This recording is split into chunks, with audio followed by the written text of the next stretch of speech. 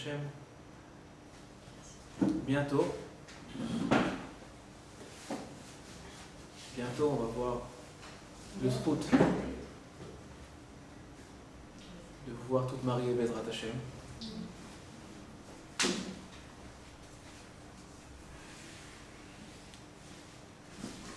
Il faut se préparer. Il faut qu'on se prépare. Ma femme dit tout le temps que la hadracha qu'on va prendre avant le mariage, c'est important bien sûr. Mais celui qui ne s'est pas préparé bien avant le stade de la hadracha, peut-être que la hadracha c'est trop tard. Peut-être. Et ça, je vois quand j'ai des garçons. J'en fais la hadracha, en voyage. Et l'essentiel, le ikar de la hadracha, à part la halachot, c'est bien sûr, c'est important, mais à part la halachot, le plus important, c'est les bases du shlom bayit. Pourquoi? Parce que quand il y a le shlom bayit, alors, c'est ça. Il y aura la Torah, il y aura les halachot, il y aura tout. Comme la Gemara dit, Akadosh Baruch Hu a cherché un kli chez Kabel Akol. Il a trouvé le shalom. Le shalom, c'est quelque chose, on peut tout mettre dedans. Quand il y a le shalom, il y a tout.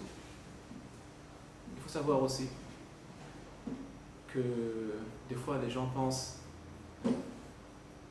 que pour le chinour des enfants,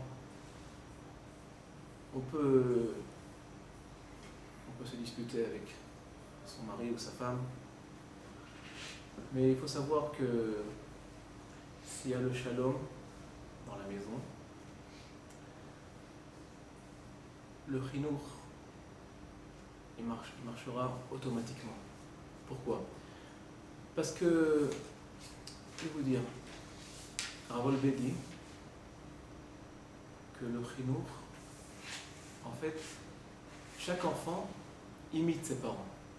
Il dit le garçon va imiter son père et la petite fille va imiter sa mère. Cette force qu'il y a dans la nature, que les jeunes imitent ceux qui sont plus âgés, c'est grâce à ça qu'on a appris à tout faire, à marcher, à manger, à parler, parce qu'on imite. C'est comme ça. Pourquoi un enfant, tout d'un coup, à l'âge d'1 an et demi, tout d'un coup, il essaie de se mettre debout? Pourquoi?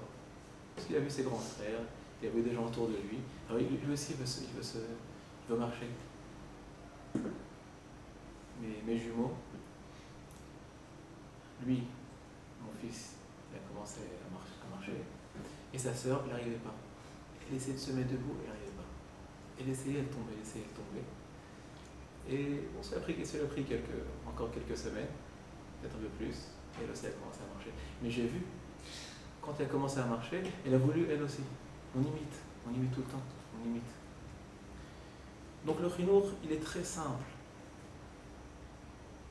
Si le garçon veut imiter papa et la fille veut imiter maman, si on veut que nos enfants aillent dans notre chemin, il faut que la maison soit agréable, qu'il y ait une bonne ambiance dans la maison. Quand il y a une bonne ambiance dans la maison, alors ça plaît aux enfants et ils sont prêts aussi à rentrer dans le maslow. C'est comme ça. Vous savez, par exemple, aller à la tfila. Est-ce qu'on doit réveiller, prendre son fils à 5 ans, 6 ans, 7 ans, 8 ans, 10 ans, et lui dire, allez, viens, lève-toi le matin, viens à la tfila. Est-ce qu'on doit le faire? Qui doit le faire? Papa, maman. Des fois, papa, il n'est pas là. Il demande à maman de le faire. Est-ce qu'on doit le faire vraiment ou pas? Ce que j'ai compris, c'est que c'est quelque chose qui doit venir tout seul. tout seul. Papa qui va être fila, lui aussi il va le faire, faire. il se lève et puis il se lève pas. Il va se lever. Il se lèvera. Il se lèvera. Papa qui se lève, il va se lever aussi. Si tout se passe bien, si tout autour est net, il va le faire aussi. Pourquoi pas? Il le fera aussi. Seulement, quand on voit des enfants qui font des bêtises, là on doit dire, punir, etc. Mais pour faire des mitzvot, on ne punit pas. On peut l'inviter, viens avec moi. On peut un peu l'encourager aussi, mais pas le forcer jamais.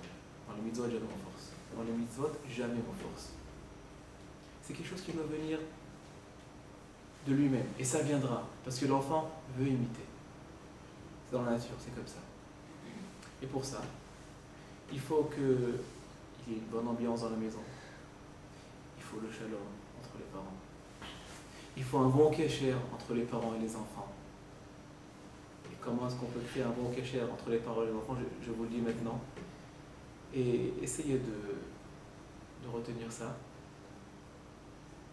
Faire le moins possible de critiques. Ne critiquez jamais. Les enfants ou les parents? Pardon? Ne pas critiquer les enfants? Jamais. Jamais. Jamais. Aucune critique. Seulement encourager. Dire que des bonnes choses. Des fois on pense que si on critique, c'est comme ça. C'est ça le chinour, c'est ça l'éducation. C'est le contraire. C'est tout à fait le contraire. Plus on fait des compliments, et plus ça marche. Avec le mari aussi, mon jeu? Pardon? Avec le mari aussi? Bien sûr. On va parler de ça, c'est notre sujet aujourd'hui. Parce que, vous savez, si quelqu'un vient me dire, écoute, tu es fainéant, tu traînes, tu fais rien, tu fais n'importe quoi. Si j'entends ça, alors je commence à y croire. Et si c'est ce qu'on en pense de moi, alors je vais l'être. Si tout le monde pense que je suis fainéant, si mon père que j'admire, c'est comme ça, c'est ce qu'il dit, alors je le crois. Mais si au contraire, il me dit, écoute, je te vois, quand tu fais ta tefila, tu fais ça avec tellement d'émotion, tellement de force, tellement tu mets tout ton cœur dans ta tefila. Une phrase comme ça de mon père va faire en sorte que toutes les tefilotes que je vais faire de toute ma vie, c'est avec beaucoup d'enthousiasme, et beaucoup de simcha, et beaucoup de réchec. C'est comme ça. Ma femme dit tout le temps. Je peux le dire parce qu'elle dit tout le temps. Quand on s'est mariés, elle savait tout faire à part les cuisines. Rien. Rien. Baruch Hashem, je vous dis, grâce à la yeshiva. Vous lui avez dit, c'est bon. Jamais de reproche, chas de khalila, jamais. Mais beaucoup d'encouragement. Beaucoup. Chaque chose. La seule chose qu'elle savait faire, elle le dit tout le temps à tout le monde. Comme c'est comme ça qu'elle encourage les cadeaux. C'est pour ça que je peux le dire. La seule chose qu'elle savait faire, c'était peut-être comme ça des œufs. Rien. Et avec le temps, elle a appris, maintenant je vous dis, toute ma famille, sa famille, tout le temps, au téléphone, est-ce que tu as une recette, comment tu fais ça, comment tu fais ça. Maintenant, cordon bleu, au Rachel, extraordinaire. Elle sait tout faire. Et pas seulement elle sait faire, mais elle fait des choses très spéciales. Pourquoi? Parce que, ça je le dis, jamais, je dis, tu sais pas cuisiner. Écoutez, quand on découvre quelque chose comme ça, le premier instinct, Réflexe. non, je veux dire instinct, comment on dit? Ouais. Le premier instinct, comme ça qu'on dit, instinct.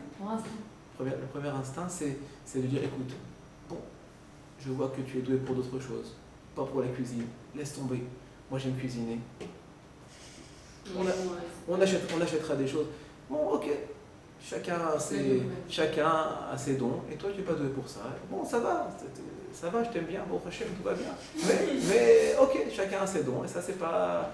La Kadosh t'a donné beaucoup de dons, et pas ça. Si tu dis ça à quelqu'un, ça y est, il va jamais rien essayer. C'est fini, rien. Mais si tu encourages la personne, chaque chose qu'il fait, dit kol hakavod, très bien, très bon, super, excellent, très bien, et sans faire de l'achatz, pas de l'achatz. Tu attends avec patience. Par exemple, je donne un autre exemple. Moi, j'adore la salade cuite. La salade cuite avec des aubergines. Même une fois, j'ai invité un voisin. Il a mangé tout ce qu'on peut manger dans le monde. C'est un Baal Tshuva. Il était aviateur. Et il a fait le monde entier. Il a mangé de tout. Il m'a dit, il a tout mangé. Caché, pas caché, il a tout mangé. Une fois, je l'ai invité comme ça. Je lui ai dit, écoute, tu sais, salade cuite avec les aubergines, ensemble, avec la challah en dessous. C'est un régal. Il a essayé, il s'est régalé. Tout d'un coup, il m'a dit, dis-moi, Ravdan, on met l'aubergine en dessous ou au-dessus? On était mort de rire. On a dit, c'est pas grave, c'est comme tu mets, c'est bon. La brune. Moi, j'adore ça. J'ai jamais demandé à ma femme de préparer une salade cuite. Rien, jamais rien. Mais elle a vu que j'aimais ça. Elle a appris. Et je vous dis que maintenant, il dit pas sa maman, mais sa salade cuite, elle est extraordinaire.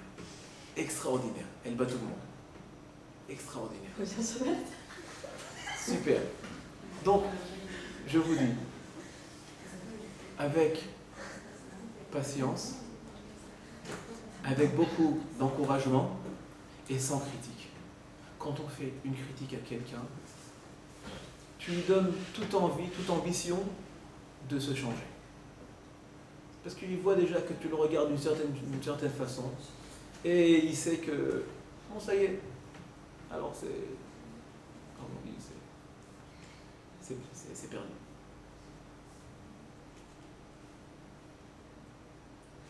Ça peut jamais être constructif. Pardon? Une critique ne peut jamais être constructive. Jamais. C'est bizarre. Jamais.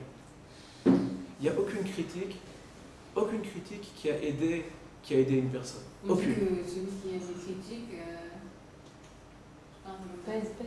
Moi, celui qui a le nez en main, un reproche et critique, c'est la même chose. Ouais, reproche, c'est critique. Un reproche, le reproche. Je parle de ça et de ça, reproche, je parle de tout. Il n'y a pas une phrase que celui qui a fait le reproche, quelque chose. Ça, c'est autre chose. Ah, c'est quoi? Après que quelqu'un m'a fait un reproche, il faut savoir comment écouter ce qu'on me dit. C'est ce qui est écrit, dans le Sharet Tshuva, dans tous les Sifrei Moussar. Quelqu'un t'a fait une reproche, écoute ce qu'il te dit, essaye de te changer. Ça, c'est autre chose. Ça, c'est après que quelqu'un m'a fait une reproche. Pardon? Il y a des manières de faire des torachot. Oui, mais un compliment, on va gagner beaucoup plus oui, avec un sûr. compliment qu'avec une toracha.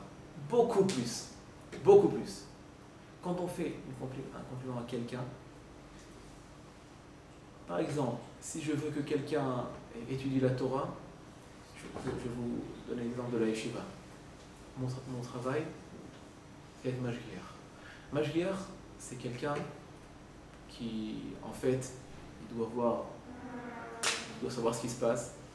Et quand ça ne marche pas, quand l'élève n'étudie pas, il ne vient pas à la tfila, il n'est pas là, il tourne, tu dois faire en sorte qu'il soit là.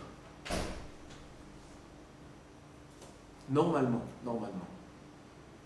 mon travail, c'est de regarder le Beit Midrash, de noter qu'il n'est pas là,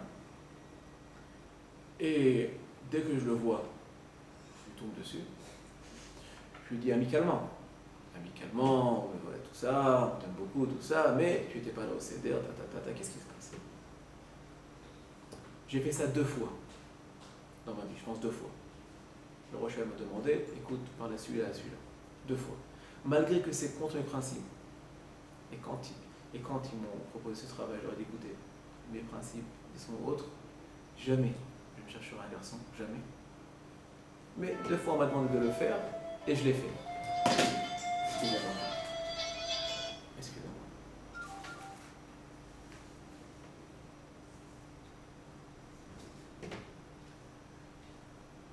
bien passé.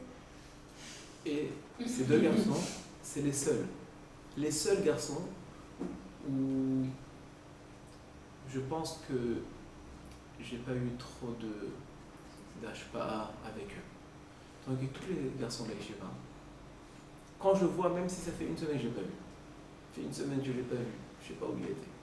Même des fois je sais où il était. Je la rencontre,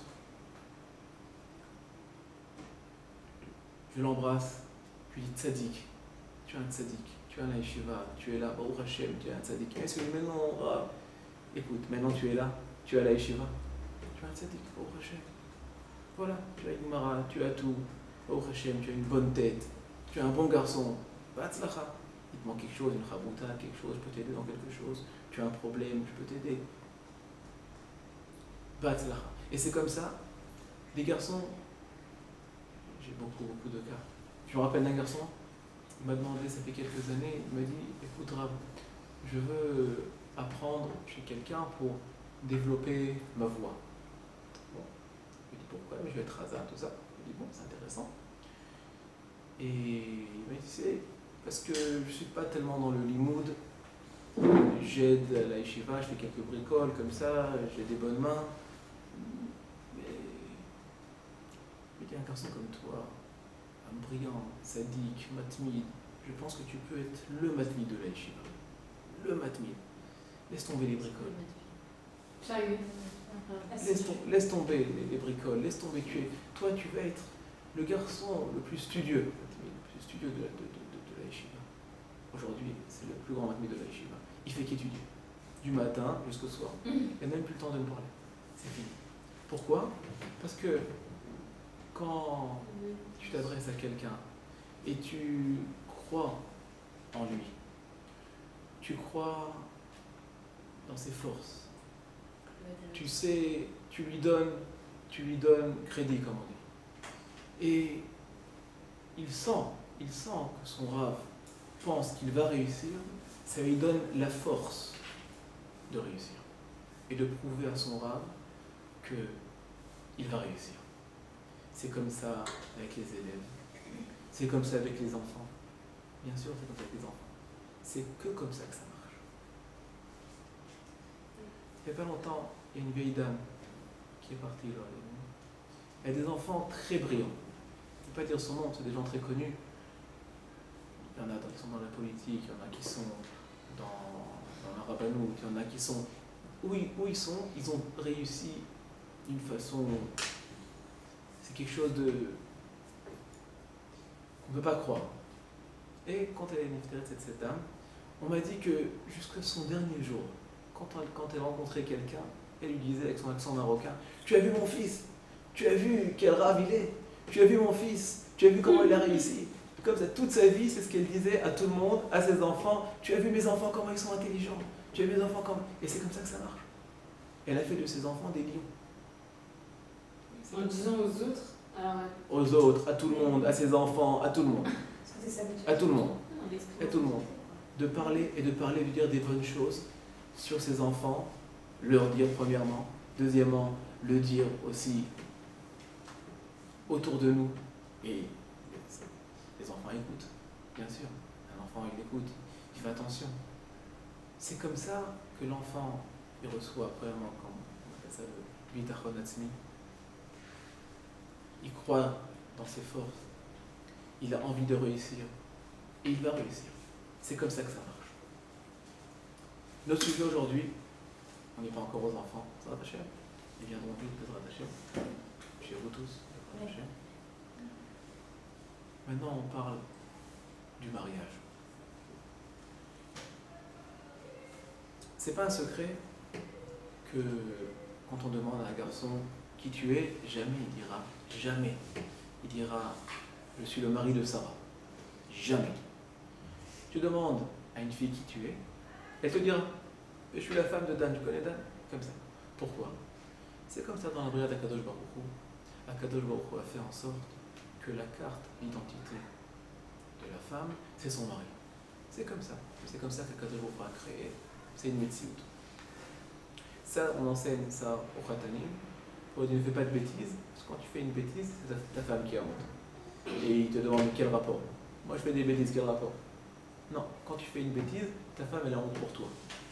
Mais si elle fait une bêtise par exemple, ça ne me regarde pas. C'est sa vie, c'est ma vie, c'est comme ça. Je me souviens, mon grand-père,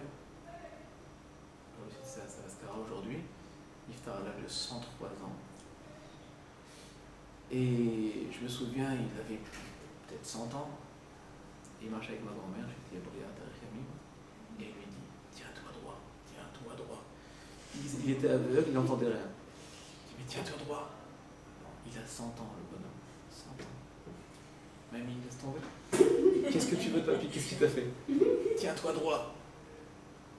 Pourquoi? Parce qu'une femme, comme elle est représentée par son mari, donc elle a besoin qui se tienne bien, qui ait l'air bien, etc.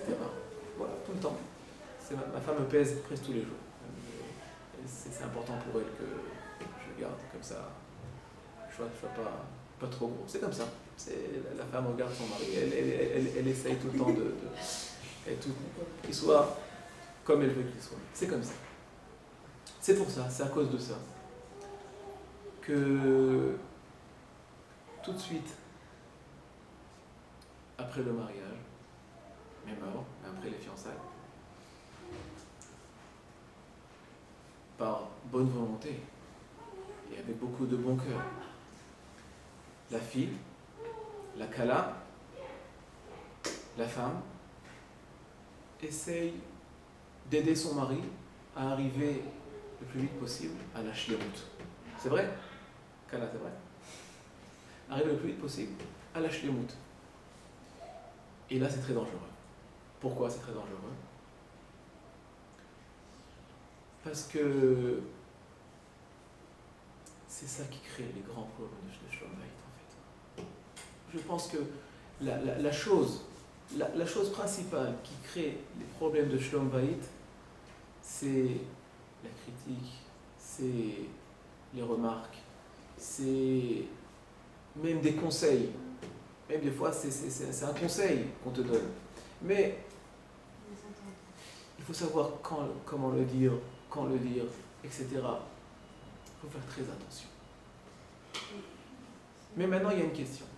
D'un côté, je dis que c'est dans la nature de la femme de vouloir que son mari soit l'homme le plus parfait du monde. C'est dans sa nature. On ne peut pas dire à quelqu'un d'aller contre sa nature. D'un autre côté, on comprend que de faire des remarques, des critiques, etc., c'est pas quelque chose d'agréable. Ce que je vous dis, entre nous, qui on aime? Est-ce qu'on aime les gens qui nous font des critiques, ou au contraire, les gens qui nous font des compliments? Qui on aime? Intéressant. Très intéressant. Comme il y a deux sortes de shiurim. Il y a des shiurim où c'est itorerut. Quelqu'un qui vient et dit, écoutez, il faut faire chizou sur la tzniut, sur la shonara, sur ta. Bon, on écoute parce qu'on a l'aïrat shamaï, mais ce n'est pas des cours qu'on aime écouter. Il y a des cours où vient quelqu'un et vient dire, vous êtes extraordinaire, vous êtes ce séminaire, c'est extraordinaire, les tzadikot, tout ça. On aime écouter un cours comme ça.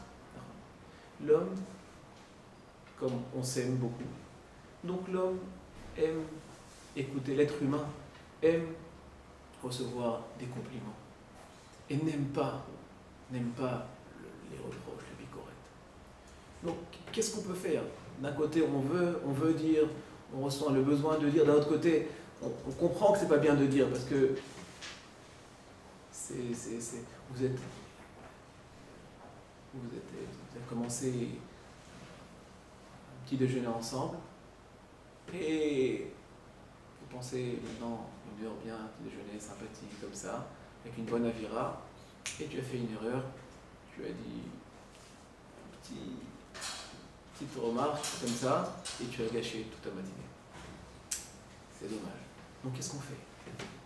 Un conflit, qu'est-ce qu'on fait? Pardon? Au lieu d'essayer de travailler l'autre, il faut travailler sur lui. Et si vraiment c'est lui le problème? Oui, c'est ça, s'il y a quelque chose qui dérange. Si c'est vrai, si c'est vrai, il arrive en retard. On est fixé de se rendre à 9h, il arrive à 9h15, il arrive à 9h30. Qu'est-ce qu'on fait? Par les compliments. Et il ne s'est même pas excusé. La fois, il va arriver un peu plus tôt. Même si c'est tard, il va en lui dire. Voilà. Avec le compliment, on peut arriver à tout. à tout. Avec un compliment, on peut arriver à tout. Il faut attendre le moment où, dans notre exemple, il arrive à l'heure, et on va donner un compliment. Écoute mon mari, ce que j'aime chez toi, c'est que quand tu dis 9h, c'est 9h. J'adore ça. Avec un compliment comme ça, il va faire toute sa vie, il va essayer d'arriver à l'heure. Pourquoi? Parce qu'il a reçu un compliment. Mais là, c'est du mensonge. C'est une bonne question. Pourquoi c'est du mensonge? Non, je veux dire. C'est une bonne question. C'est toujours à l'heure. C'est une bonne question. C'est une très bonne question. C'est une très bonne question. Vous savez Pour le shalom, il n'y a pas de. que Trop excuse. il y a autre chose. Ah oui, après, Il y a autre chose. J'arrive à ça.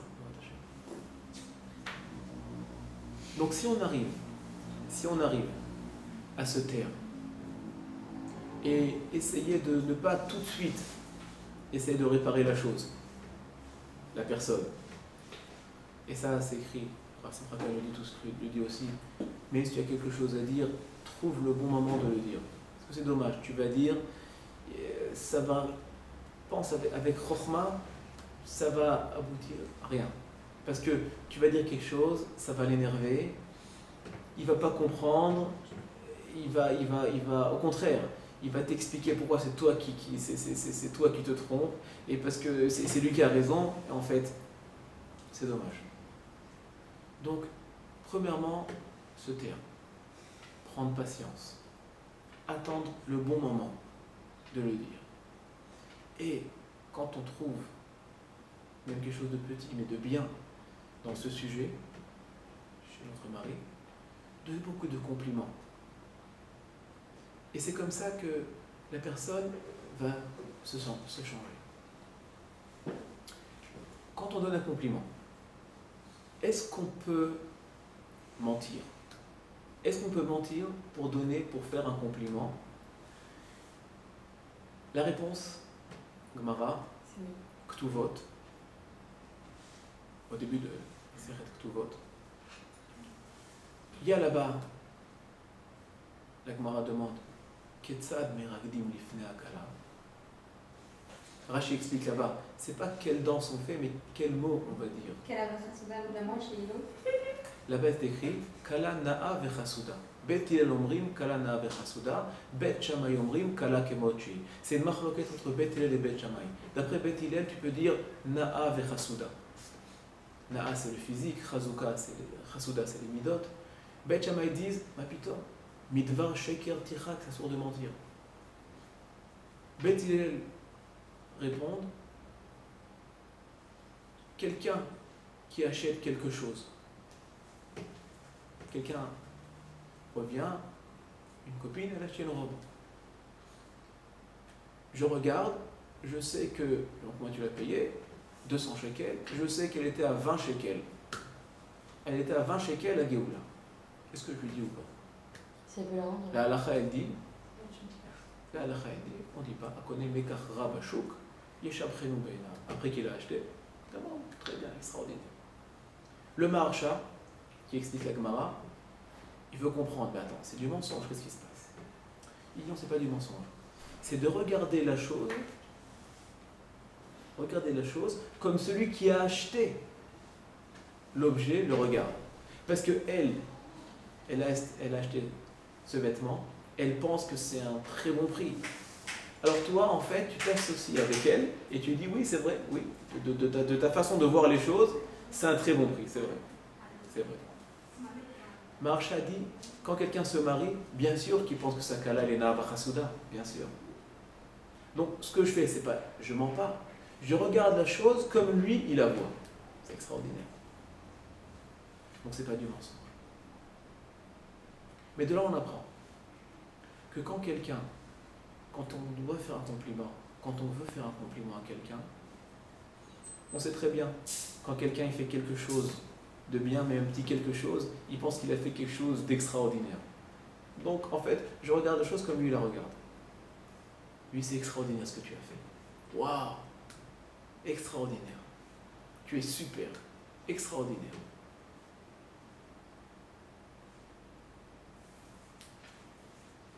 la vraie préparation au mariage, si on s'habitue, même, on commence même ça ici.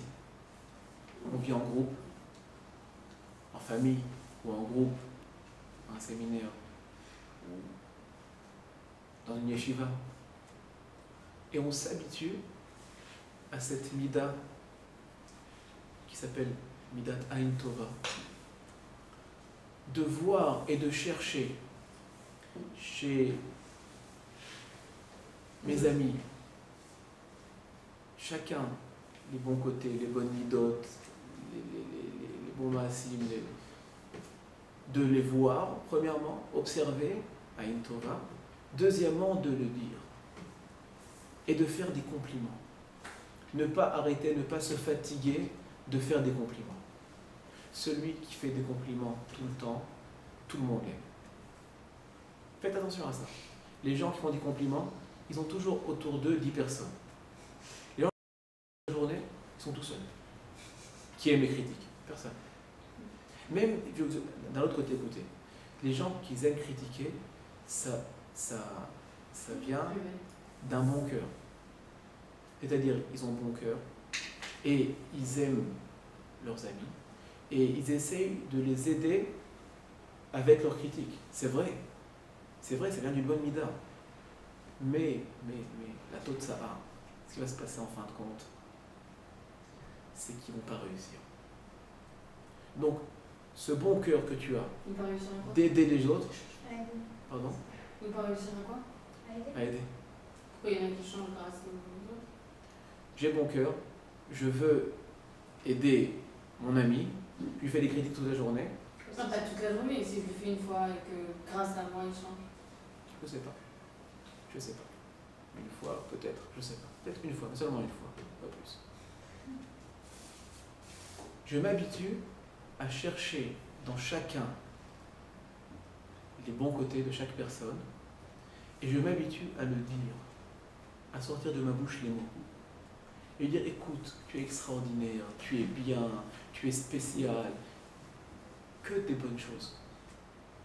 Après, quand on se marie, on continue avec cette mida, de chercher dans notre mari, Bezrat Hashem, Tratan, que les bonnes choses, que les beaux côtés, que les mitzvot qu'il fait, que les belles choses qu'il fait, que les bonnes midotes qu'il a.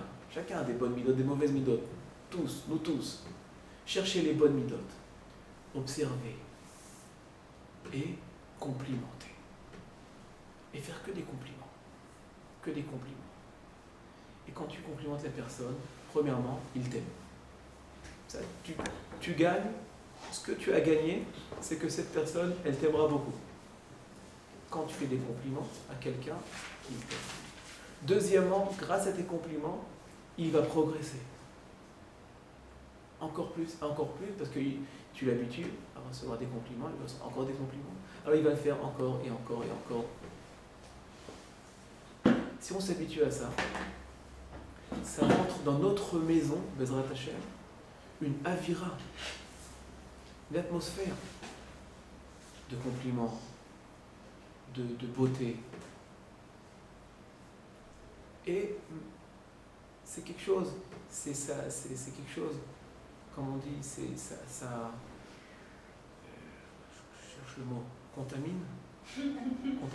Ouais. C'est quelque chose qui contamine. C'est mon mari qui va commencer aussi. C'est mes enfants. C'est contagieux. C'est contagieux. C'est contagieux. Vous savez, des fois je marche avec ma fille et je lui dis, tu sais, de ma vie, j'ai vu une fille comme toi. Elle a 5 ans, elle a 4 ans. De ma vie, j'ai vu une fille comme toi. De ma vie, tu es une fille extraordinaire. Elle me répond, comme ça, automatiquement. Comme toi. Papa, de ma vie, j'ai vu un père comme toi. De ma vie. Ouais, ça marche. Comme ça, c'est même sans penser, c'est pas sans penser, sans réfléchir, sans rien. C'est, tu le dis et tu reçois. Pas chouette. Tu as fait un compliment et ça marche. Et comme je veux l'habituer à la tsniout, etc., alors au lieu de lui dire, vous savez, les enfants, à 5 ans comme ça, ils ne savent pas ce qu'ils font, Au lieu de l'embêter et de lui dire vas-y, mets-toi comme ça, assieds-toi comme ça, fais comme ça, au contraire, lui dit de ma vie, j'ai vu une fille comme toi, elle va être sniout comme toi. J'ai une fille tsnoua extraordinaire. Même des fois, elle est pieds en l'air, je dis j'ai jamais vu une fille tsnoua comme toi. Alors, comme ça, sans que je fasse attention, comme ça, elle tire sa jupe comme ça. Parce qu'elle m'a dit que je suis tsnoua, donc je dois prouver. C'est comme ça, c'est comme ça que ça marche. C'est une astuce, elle est peut-être simple, mais celui qui possède cette mida, la mida de Aïn Tova, de chercher toujours, dans tout, dans notre famille, dans l'entour, dans tout, de chercher toujours le beau côté de la chose, la mida tova, le zrout dans chaque chose, de le voir premièrement, deuxièmement le dire, ne pas se fatiguer, de faire que des compliments, de ne pas se fatiguer, de faire que des compliments. Vous savez, moi quand j'ai appris cette technique de Mère Rabbanim, alors une fois, c'était la fin de l'année, la fin de l'année chez mon fils, à l'école, ils ont appelé tous les parents, tout ça, ils ont fait comme ça, ils ont fait les théodotes, tout ça. Et voilà que le Rav se lève et dit écoutez, il y avait là-bas chez les parents des Talmidei Chachamim, bien, des Rabbanim, tout ça. Moi je suis jeune. Et le Rav se lève et dit écoutez, je vous dis, cette année, la quantité de compliments que j'ai reçus de Monsieur Alezra, elle est énorme. Donc je pense qu'il n'y a pas mieux que lui pour maintenant se lever et dire le discours, la dracha de la Messiba, de dire, d'être l'éthique des parents et de dire. Et là j'ai compris combien c'est important. Combien c'est important. Tu rencontres le Rav de ton fils, complimente. Qu'est-ce que tu perds? Tu perds rien. Et il le mérite, c'est vrai. Toute la journée, 4 heures, 5 heures, il est avec ton fils. Et c'est pas facile. Alors, donne-lui des compliments, que des compliments. Les gens aiment ça, ça leur fait du bien. C'est une mitzvah, zechachou, ça leur donne de la force. C'est tellement important. Donner des compliments à tout le monde, à tous les âges. Tout le monde en a besoin. Tout le monde, des grands, des petits, tout le monde. Je finis par une histoire. C'est une histoire que le Rav Hades, le Rosh Yeshiva Rav Hades a racontée. C'est une histoire que le Rav Shlomo Zalman Auerbach lui a racontée. Et cette histoire, c'est sur le Rav Eliashiv, le grand-père du Rav Eliashiv, le grand Mekoubal qui a écrit les fameux livres Leshem Shvo V'Achlama, des livres très importants dans la Kabbalah. Et l'histoire, elle est comme ça. Le Rav, ce fameux Rav Eliashiv, Eliashouv, je crois que ça s'appelait, il a envoyé son livre au Ben Ishraï. Intéressant, un Rav Ashkenaz a envoyé son livre au Ben Ishraï pour avoir une askama, pour savoir qu'est-ce que le Ben Ishraï, un genre dans la Kabbalah, pense de son livre. Le Ben Ishraï reçoit le livre, il lit son livre, il est ébloui.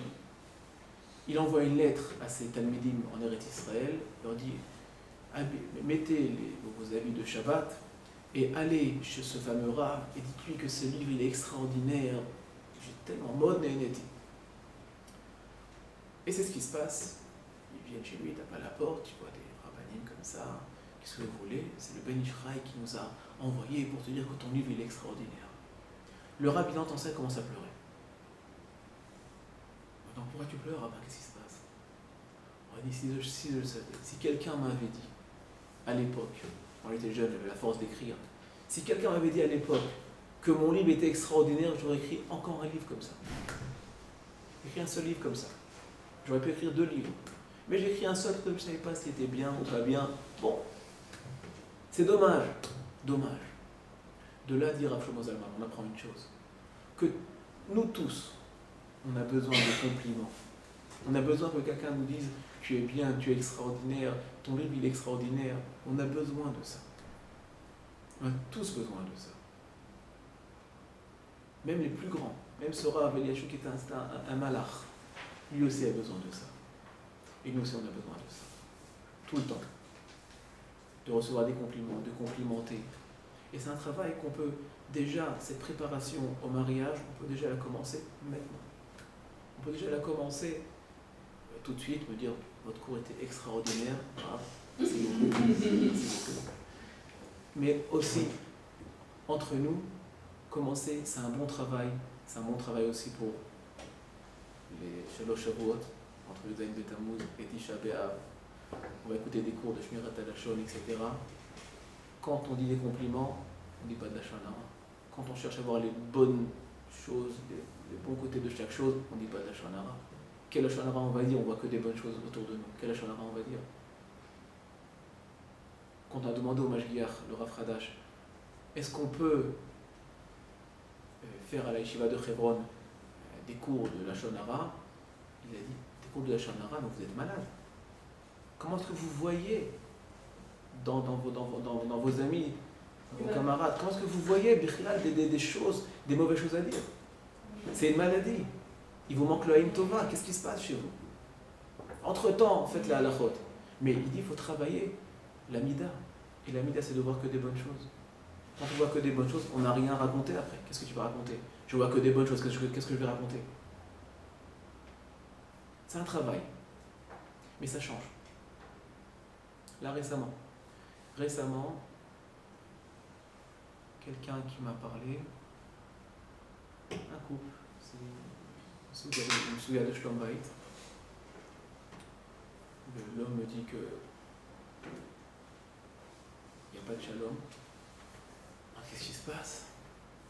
Alors, il me dit que sa femme a des grands problèmes. Quel problème elle a? Oui, ça et ça et ça. Bon, j'écoute, c'est pas des choses vraiment. Mais j'écoute avec un vote. Mais écoute, à part ça, elle n'a pas de malote, elle n'a pas de bonne qualité, ta femme. Elle me dit, elle est très intelligente, elle a très bon cœur. Elle est très intelligente, elle a très bon cœur, et tu me parles de. Commence par changer ta façon de voir les choses. Regarde ta femme d'une autre façon. Et même les choses que tu penses qui ne sont pas bonnes, même ça, pense que chaque chose qui n'est pas bonne, elle a aussi un bon côté. Chaque chose. Il n'y a pas une chose qui est seulement mauvaise. Quelqu'un qui a de la gahava, par exemple, pas bien. Mais après, s'il y a de la gahava, des fois cette gahava, elle peut l'amener à faire beaucoup de mitzvot, et d'échapper beaucoup d'avérotes. Chaque chose, on peut voir d'un bon côté. Quand c'est chez l'autre, quand c'est chez moi, je travaille ma gahava. Quand c'est chez l'autre, chaque chose a un bon côté. Je raconte cette histoire pour vous dire qu'après quelques jours, pas beaucoup de temps, peut-être quelques jours après, je rencontre cette personne, elle me dit, Baruch Hashem, le shalom est rentré à la maison. Le shalom est arrivé à la maison. Elle est tellement content de cette maison. Dès qu'il a commencé à voir les bons côtés de chaque chose, ça y est, il m'a dit, jusqu'à là je pensais que j'avais un problème, ma femme était comme ça et comme ça et comme ça, et je devais vivre avec ça, et m'arranger avec ça, et bon, c'est mon tikkun, c'est ma xéra, c'est mon mari, c'est ma femme, que faire? Et moi je lui dis non, au contraire, tout ce que tu as chez ta femme, c'est que des bonnes choses. Et même ce qui a l'air de choses qui ne sont pas bonnes, chaque chose a un bon côté. Observe. Habitue-toi chaque jour à observer ta femme d'une autre façon, d'une autre manière. C'est toi qui vas gagner. C'est un garçon intelligent. Il m'a écouté. Il m'a dit, oh, le shalom va rentrer à la maison. Entre nous, je vous dis que c'est pas quelque chose qui marche si vite. Et je lui ai dit, ça prendra des mois. Des mois, tu t'habitues petit à petit, chaque jour, à penser, à regarder, à observer. Mais après, avec le temps, Bezrat Hashem, avec le temps, tu vas voir que des bonnes choses. Que des bonnes choses. Et quand tu vois des bonnes choses chez ta femme, chez ton mari, alors là, le shalom